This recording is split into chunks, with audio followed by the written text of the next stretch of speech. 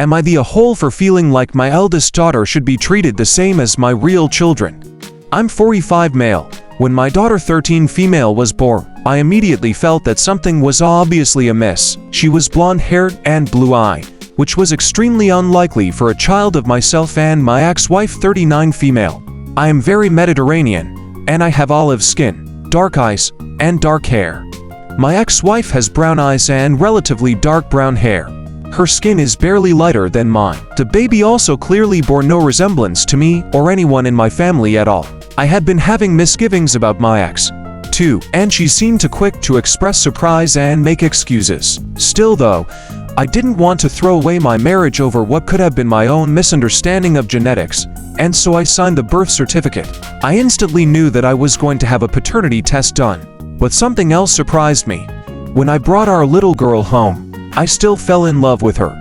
It felt just like bringing my son M14 home, and, looking at her, I still just saw her as an innocent, beautiful little baby. We bonded. The paternity test came back negative, as I suspected it would, and I decided that our marriage was over. I still loved our little girl though. My then wife did everything that she could to drag out the divorce and refused to separate or move out. My daughter's biological father, every bit as blonde and blue-eyed as I suspected, turned out to want nothing to do with her or my ex. He was already married with his own family, and his only focus was preventing the situation from blowing back on himself too much.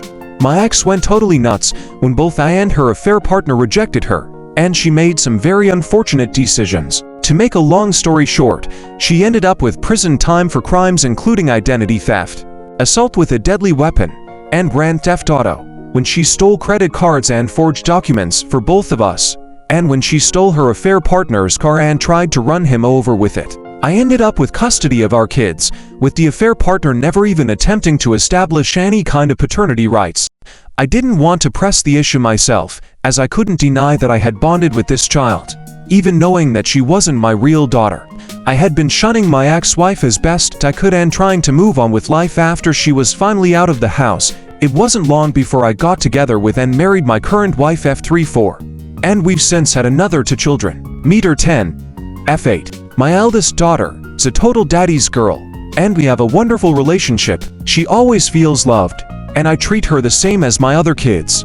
Even though she obviously stands out, my family accepts her too, or at least that's what I thought. I work for my father's company, and the other day, we were out talking about the future and his will, and he was talking about what money, assets, etc. he wanted to leave to whom, including his grandchildren, and I noticed that my older daughter had been left out.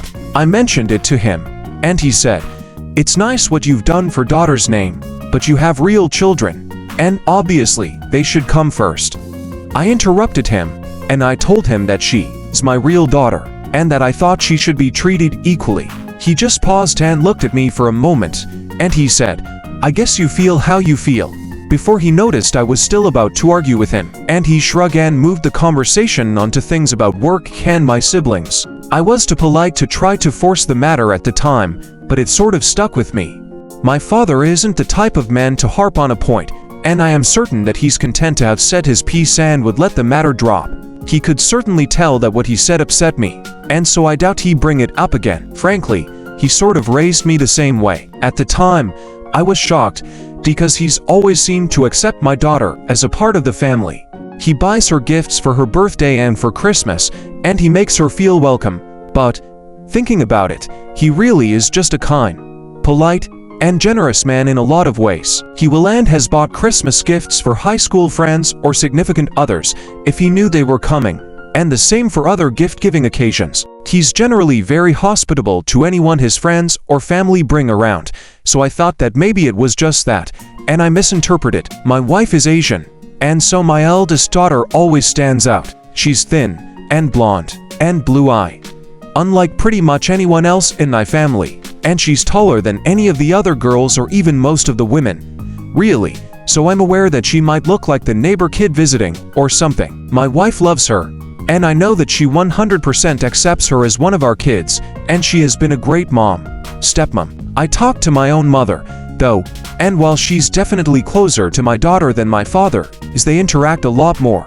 and she includes my daughter with the other kids over other girls in family traditions and activities. I got a little bit of the same vibe from her. She was much more diplomatic, but it seems like she may also sort of consider my daughter to be sort of a guest. Unfortunate orphan I'm hosting, or something like that. She pointed out that I can make my own will however I want. My daughter knows that she isn't biologically mine. That would have been hard to hide, even if we'd really had the opportunity. She doesn't want anything to do with either of her bio parents though. She's seen her bio dad perhaps a handful of times in her entire life, and I don't even think he can remember her middle name. He seems to have pretty successfully kept his family together and his wife from leaving him, but he definitely doesn't want any involvement. My ex-wife continued to spiral for a long while, and she lives in another state with another man and her own new family at this point. She mercifully rarely makes contact. I've never really tried to go after either of them for money. I don't need it, and it's not a pot I want to stir. My siblings are mostly supportive, if a little bit mixed on the issue. Some of them say that they could never raise the child of a partner's affair, but all of them say that they love and accept their niece. I just can't get over the way that I feel distant and upset about what my father said though. He's an extremely kind and generous man, and he's always taken care of his family. He's given me opportunities and a lifestyle that I could never have achieved without him. I love him and I look up to him. Maybe that's why I feel sort of, I don't know, betrayed. It feels wrong that she's the only one of his grandchildren to be left out of his will, apparently because he doesn't consider her a real grandchild. Intellectually, I can accept that he's technically correct, but it feels wrong. She asterisk his asterisk my daughter. Am I wrong though? Am I just being entitled and unreasonable here? Am I the asshole? Update. Some people seem surprised at the way I let my daughter's bio parents off the hook, so to speak. The main reason I've never tried to go after my ex or her affair partner for child support is that my daughter is more important than money. I'm not struggling at all, and I have the support I need. More importantly though, I have my daughter. Even though the affair partner didn't apparently want anything to do with her, my lawyer did mention way back in the day that either he or my wife, being her biological parents, could have a strong case for seeking custody. I know I'm biased, but her bio dad seems like a huge asshole, and I know he doesn't care about her.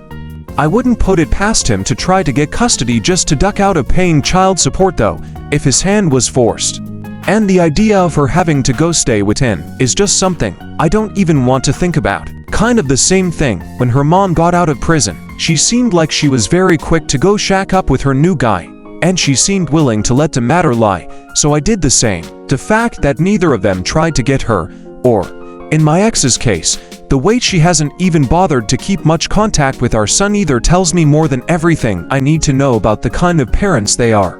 Would be. They only seem interested in their pre-existing, new families respectively. I wouldn't want to try to back them into trying to take custody. With my daughter being 13, it's possible that we've sort of run out the clock on that matter, but it's still not drama we need or risk worth taking. In better and more important news though, I talked with my dad. I met with my father for lunch, which was easy enough, as he's around most days and we could sync up some time. I mentioned that I wanted to talk about my daughter not being in his will, and I told him that even if it meant dividing what was being left to me or my other kids, I felt it was really important for her to be included. I also mentioned, as I felt, and as a lot of people pointed out, that it would be devastating for her to find out that she'd been excluded after his death. My father agreed that that was a really good point, and he said that she is a lovely girl, that he does love her, and that he wouldn't want to add extra pain or bitterness to her life, especially at such a time. Also, it had gotten around to him that I'd been sort of polling my siblings a little bit, and I think my mom talked to him some, and he said, "This is obviously very important to you. You're my son. I can just change it. It's not so much money anyway." And he was right.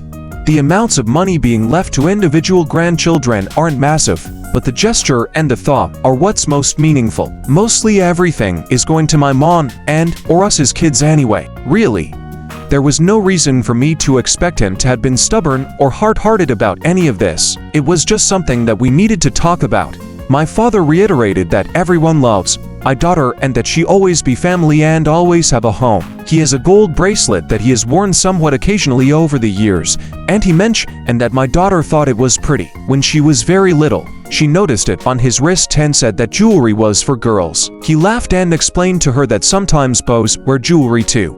She thought it was nice, and he let her try it on even though it was way too big for her wrist. She was a little toddler then.